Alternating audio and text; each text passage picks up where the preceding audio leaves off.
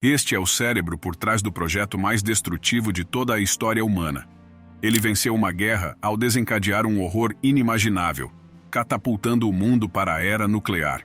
Por seus esforços, foi acusado de ser um espião russo e marginalizado pelo governo. No abismo consciente de hoje, vamos analisar a vida e o trabalho de J. Robert Oppenheimer. Infância. Julius Robert Oppenheimer nasceu em 22 de abril de 1904, na cidade de Nova York. Seu pai, Julius, havia fugido da perseguição judaica na Europa quando era adolescente. Sua mãe, Bella, também era judia, e sua família já estava em Nova York há várias gerações. O casal se casou em 1903, sendo Robert seu primeiro filho. Um segundo filho, Frank, veio em 1912, quando Robert tinha 8 anos de idade. Os amigos eram poucos e distantes. Na verdade, de acordo com seu professor de inglês do ensino médio, ele uma vez disse: "Sou o homem mais solitário do mundo." Robert era extremamente desajeitado socialmente como adolescente. Desde o início, ele se considerava o mais inteligente da sala, o que levava a uma arrogância que afastava seus colegas. Eles também se afastavam de sua natureza formal e correta. Após se formar no ensino médio, ele ingressou em Harvard para seguir estudos científicos sérios. Ele se especializou em química, mas logo se apaixonou pela física. Foi admitido em estudos de pós-graduação em física e começou a estudar sob a orientação do famoso experimentalista Percy Bridgman. Oppenheimer soube imediatamente que era isso que ele queria fazer pelo resto de sua vida. Ele se matriculou em um curso rigoroso a cada semestre, o que lhe permitiu se formar em apenas 3 anos. Naquela época, as faculdades americanas não conseguiam competir com os laboratórios de física na Europa. O mundo científico estava fascinado com as revelações físicas de Albert Einstein. E para qualquer físico americano sério em ascensão, atravessar o Atlântico era um requisito essencial.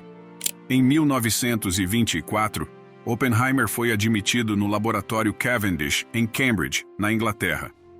Este era um dos laboratórios de física nuclear mais renomados do mundo. O laboratório estava sob a direção de Ernest Rutherford, que já havia ganhado o Prêmio Nobel por dividir o átomo. Oppenheimer foi designado para uma equipe de pesquisadores sob a liderança de George J. Thomson, que em 1897 havia descoberto o elétron. Era o ambiente perfeito para um gênio da física em ascensão. Mas Oppenheimer logo percebeu que aquilo não era realmente para ele, e eles simplesmente não se encaixavam. Ele não conseguia acompanhar a carga de trabalho necessária, e quase teve um colapso mental. Nessa época, ele já tinha desenvolvido o hábito de fumar em excesso, e muitas vezes negligenciava práticas básicas de higiene e alimentação, enquanto se afundava em seu trabalho. Mas por mais que tentasse, ele não conseguia acompanhar a carga de trabalho exigida. Seu primeiro trabalho de volta para os Estados Unidos foi como professor na Universidade da Califórnia, em Berkeley. Agora, ele tinha uma mente repleta de conhecimento e salas de aula cheias de estudantes ansiosos para aprender com ele. O problema era que ele não sabia como ensinar. Sua falta de habilidade social certamente não ajudava. Ele ficava sem palavras na frente dos alunos, e quando falava, suas ideias saíam como uma massa confusa de palavras que apenas serviam para confundir aqueles que estavam presentes. Enquanto lecionava em Berkeley, Oppenheimer continuou suas pesquisas em física. Ele publicou mais artigos sobre física quântica, mas não fez nenhuma descoberta revolucionária. No entanto, ele transformou o laboratório de Berkeley em uma instalação de classe mundial, estabelecendo a nova física quântica como uma ciência legítima na América. Oppenheimer estava completamente imerso em seu trabalho e na adulação de seus alunos. Ele não possuía telefone, rádio e nem mesmo lia o jornal. Quando sua mente não estava na física, estava em outro lugar, explorando os mistérios do universo. Ele estaria estudando mitologia hindu ou os clássicos antigos. Como resultado, ele estava completamente distante do mundo exterior. Quando a Grande Depressão atingiu após a quebra da Bolsa de Valores de Wall Street em 1929, ele simplesmente não fazia ideia, pois estava protegido dos efeitos graças a um fundo fiduciário. Se você está gostando do conteúdo, peço que se inscreva no canal e dá o like no vídeo. Não vai custar nada, e você estará contribuindo para o crescimento desse projeto de expansão de conhecimentos no YouTube. foi o impacto que a Grande Depressão teve nas vidas de seus alunos, que fez Oppenheimer perceber seu efeito devastador. Isso o fez ter consciência de como eventos políticos e econômicos podem afetar a vida das pessoas. Essa consciência foi fortalecida quando ele começou a observar o que estava acontecendo na Alemanha nazista. Tendo ele mesmo uma herança judaica, ele observava com grande preocupação o surgimento de Hitler. No entanto, foi uma mulher que transformou as preocupações políticas de Oppenheimer em ação. Jean Tatlock era uma estudante de pós-graduação que estudava psicologia e também era membro do Partido Comunista. Tatlock apresentou Oppenheimer ao mundo da política radical, e ele se juntou a várias instituições alinhadas com os comunistas. No entanto, não há evidências de que ele tenha se tornado um membro oficial do Partido Comunista. No entanto, em 1936, seu irmão Frank mudou-se para a Califórnia e se juntou ao partido. Oppenheimer se apaixonou por Tatlock, e eles tiveram um relacionamento tempestuoso entre 1936 e 1939. Com o fim de seu contato com Tatlock, seu interesse pelo comunismo diminuiu, e na década de 1940, ele havia se desencantado bastante com ele, principalmente por ouvir relatos sobre como era realmente a vida na União Soviética. No entanto, apesar de suas afirmações posteriores de que seu flerte com o comunismo era apenas uma paixão juvenil, acusações de que ele era um simpatizante russo o perseguiriam pelo resto de sua vida. Após o fim de seu relacionamento com Tatlock, Oppenheimer iniciou um relacionamento com uma mulher chamada Kitty Harrison. No entanto, havia um problema. Kitty era casada. Na verdade, ela estava em seu terceiro casamento, com seu marido sendo um médico britânico. Logo, ela se divorciou do médico e Oppenheimer se tornou seu quarto marido em 1º de novembro de 1940. A bomba nuclear. O bombardeio de Pearl Harbor em 7 de dezembro de 1941 mudou profundamente a vida dos físicos mais experientes nos Estados Unidos. Da noite para o dia, sua pesquisa teórica foi convocada para ajudar a vencer a guerra. O primeiro desafio apresentado para os físicos foi desenvolver um sistema de radar. Os principais físicos do país se reuniram no Laboratório de Radiação do Instituto de Tecnologia de Massachusetts, prontos para se dedicarem ao que eles pensavam ser o grande trabalho que venceria a guerra. Em setembro de 1942, no entanto, começou um programa que se revelaria muito mais impactante do que o projeto de radar: o desenvolvimento de uma bomba nuclear. Em 1939, 3 físicos alemães descobriram a fissão nuclear, que permitia a liberação de uma enorme quantidade de energia quando nêutrons atingiam um núcleo de urânio. Entre os primeiros a reconhecer o imenso potencial destrutivo dessa tecnologia, se fosse aproveitada na forma de uma bomba, estavam 2 cientistas húngaros. Eles se empenharam em alertar o presidente dos Estados Unidos de que ele precisava desenvolver uma bomba desse tipo antes dos alemães. No entanto, esses cientistas menos conhecidos não conseguiam fazer com que ninguém os ouvisse. Foi somente quando conseguiram o apoio do mundialmente famoso cientista Albert Einstein que conseguiram chamar a atenção do presidente Roosevelt. O Projeto Manhattan. Como resultado direto de uma carta que recebeu de Einstein, Roosevelt criou o Comitê Consultivo de Urânio. O comitê começou a acumular urânio, mas não avançava rápido o suficiente para Roosevelt. Logo, foi dissolvido e substituído pelo Conselho Nacional de Pesquisa em Defesa, o CNPD. O conselho ficou nas mãos do Exército, com o general de brigada Leslie Groves como responsável. O projeto recebeu um nome inofensivo para não revelar seu propósito. Groves o chamou de Projeto Manhattan. Desde 1932, Oppenheimer vinha conduzindo suas próprias pesquisas particulares em física nuclear. Ele desejava desesperadamente se envolver no projeto de qualquer maneira que pudesse avançar a segurança da América. Em 1941, ele foi convidado para uma reunião ultra-secreta de cientistas para discutir como construir uma bomba nuclear. Ele foi encarregado do grupo de física, que tinha a tarefa de projetar efetivamente essa bomba. Em julho de 1943, ele se juntou oficialmente ao Projeto Manhattan. O Projeto Manhattan não estava centralizado em um único local, mas sim em vários laboratórios espalhados pelo país, cada um abordando um aspecto específico do projeto. O maior desafio era a criação da própria bomba, e essa tarefa ficaria sob a supervisão de Oppenheimer. A base das operações era Los Alamos, uma área deserta no centro-norte do Novo México. Essa localização, selecionada pelo próprio Oppenheimer, seria sua casa pelos próximos 3 anos. Uma antiga escola para meninos foi reformada para servir como acampamento base, com vários alojamentos sendo transferidos para abrigar os físicos que trabalhariam no projeto. Com as instalações prontas, Oppenheimer percorreu o país em busca das melhores mentes científicas para ajudá-lo a construir a bomba. Além de ex-alunos, ele convocou os principais físicos, muitos dos quais eram exilados da Alemanha nazista. Se ele estava preocupado em não encontrar as pessoas necessárias, não precisava se preocupar. Ele estimou inicialmente que precisaria de 30 pessoas, mas cientistas de todo o país ficaram energizados com a oportunidade. E até o final da guerra, mais de 6.000 pessoas moravam em Los Alamos. Apesar das condições de vida primitivas e do opressivo calor do deserto, os cientistas apreciaram seu tempo em Los Alamos. Muitos deles tinham suas famílias com eles e passavam o tempo livre fazendo caminhadas e esquiando por todo o sudoeste.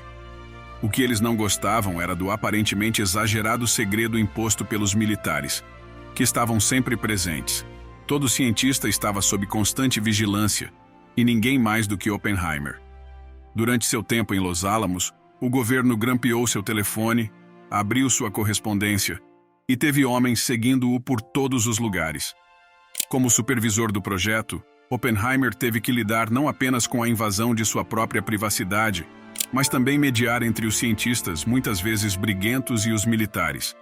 Ele constantemente lembrava os físicos para manterem a visão geral em mente. Estavam envolvidos em uma luta única na vida pela salvação da humanidade. Em fevereiro de 1941, os cérebros em Los Alamos desenvolveram 2 projetos para a bomba atômica, que receberam os codinomes Little Boy e Fat Man.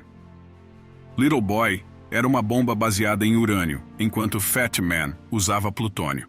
Os cientistas estavam tão confiantes no design de Little Boy que consideraram desnecessário testá-lo. Mas Fat Man precisava ser testado.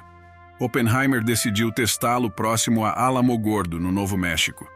Era uma extensão de 60 milhas de paisagem desolada de norte a sul e 40 milhas de leste a oeste. Para realizar a explosão com segurança, eles precisavam garantir que o vento estivesse soprando na direção certa. Caso contrário, poeira radioativa e detritos poderiam se espalhar por áreas residenciais. Eles tiveram que esperar o tempo que parecia uma eternidade para ter as condições adequadas. Durante esse tempo, Oppenheimer estava tenso devido ao estresse de que as coisas pudessem dar errado e que eles desencadeassem a destruição sobre os cidadãos do Novo México. Finalmente, as condições estavam certas. A explosão ocorreu em 16 de julho de 1945. O clarão resultante foi visível a partir de 3 estados. A nuvem em formato de cogumelo se elevou a 38.000 pés no ar, enquanto a cratera que foi formada no solo tinha meio quilômetro de largura. Os outros cientistas reunidos no local comemoraram entusiasmadamente, mas Oppenheimer não. Ele achou a situação adequada para citar o texto hindu, o Bhagavad Gita. He knew the world would not be the same. Few people laughed, few people cried, most people were silent. I remembered the line from the Hindu scripture, the Bhagavad Gita. Vishnu is trying to persuade the prince that he should do his duty, and to impress him takes on his multi-armed form and says, "Now I am become death, the destroyer of worlds." I suppose we all thought that one way or another. A rendição japonesa. A decisão de usar as bombas agora estava nas mãos do presidente Harry S. Truman. Após muita reflexão, ele decidiu usá-las contra os japoneses, a fim de forçá-los a se render. Em 6 de agosto de 1945, o bombardeiro B-29 Enola Gay lançou a Little Boy sobre a cidade de Hiroshima. 90% dos prédios foram instantaneamente destruídos, assim como 66 mil pessoas. No entanto, a rendição japonesa imediata não se concretizou. Em 9 de agosto, o Fat Man foi lançado sobre a cidade de Nagasaki, causando mais 42 mil mortes. O golpe duplo foi demais. Em 14 de agosto de 1945, o imperador Hirohito anunciou a rendição japonesa. Quando Oppenheimer soube pela primeira vez que as bombas haviam alcançado o efeito desejado, ele se alegrava junto com o restante da nação. No entanto, em uma reflexão posterior, ele se deu conta do que havia desencadeado no mundo. Em 16 de outubro de 1945, Oppenheimer deixou seu cargo em Los Alamos e retornou ao Caltech, antes de assumir a posição de diretor do Instituto de Estudos Avançados, na Universidade de Princeton. Mas após 3 anos de empolgação, poder e pesquisas de ponta, ele considerou a vida universitária um tanto mundana. Com as informações sobre o Projeto Manhattan agora públicas, Oppenheimer se tornou uma figura conhecida, com seu rosto estampado na capa da revista Time. Ele agora usava sua posição de destaque para dar palestras pelo país sobre o que acreditava que os Estados Unidos deveriam fazer com sua nova tecnologia nuclear. De sua perspectiva única, ele apreciava tanto a conquista tecnológica quanto o potencial destrutivo que havia sido desencadeado. Ele sentiu a responsabilidade de garantir que seu uso futuro fosse para o bem e não para o mal. Ele defendia sanções internacionais sobre o poder nuclear.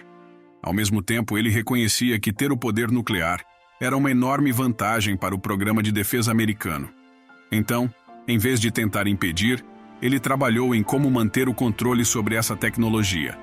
Agora, nos anos pós-guerra, um novo inimigo dos Estados Unidos surgiu: a União Soviética. Iniciou-se uma Guerra Fria, levando a uma corrida armamentista entre as duas superpotências mundiais. Os americanos, é claro, tinham a vantagem nuclear, mas tudo isso mudou em setembro de 1949, quando os soviéticos realizaram sua própria explosão nuclear. Os americanos foram pegos de surpresa, acreditando que os russos estavam muito atrás. O governo dos Estados Unidos suspeitou que espiões devem ter compartilhado informações vitais com os soviéticos. Oppenheimer passou a ser imediatamente suspeito, graças à sua antiga conexão com o Partido Comunista. A bomba de hidrogênio. Enquanto isso, os americanos se apressaram para encontrar uma resposta à bomba russa. Discussões foram realizadas sobre um novo tipo de bomba, 1000 vezes mais destrutiva do que as que foram lançadas sobre o Japão. Seria uma bomba movida a hidrogênio. Oppenheimer era contra a bomba de hidrogênio, temendo que ela se tornasse uma arma de genocídio. No entanto, o presidente Truman decidiu seguir em frente mesmo assim, e a bomba de hidrogênio, codinome Mike, foi detonada em 1952. Em novembro de 1953, o FBI recebeu uma carta de um ex-funcionário do governo, alegando que Oppenheimer era um espião soviético. Isso foi o suficiente para trazer todo o poder da caça às bruxas comunistas de McCarthy contra ele.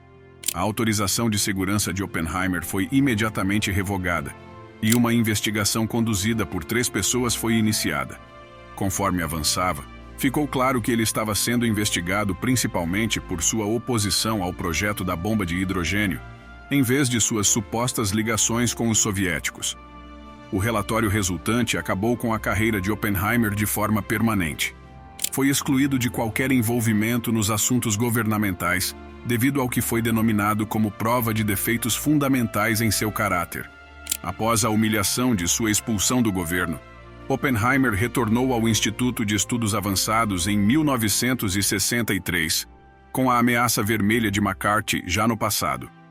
O governo ofereceu um ramo de oliveira a Oppenheimer ao conceder-lhe o prêmio Enrico Fermi pela excelente pesquisa nuclear. No entanto, ele nunca se recuperou completamente da humilhação dos anos 1950. 4 anos depois, em 18 de fevereiro de 1967, ele faleceu de câncer de garganta com 62 anos de idade. Espero sinceramente que você tenha achado esse vídeo interessante. Se sim, por favor deixe um like abaixo. Inscreva-se neste canal para receber novos vídeos várias vezes por semana. E, como sempre, obrigado por assistir.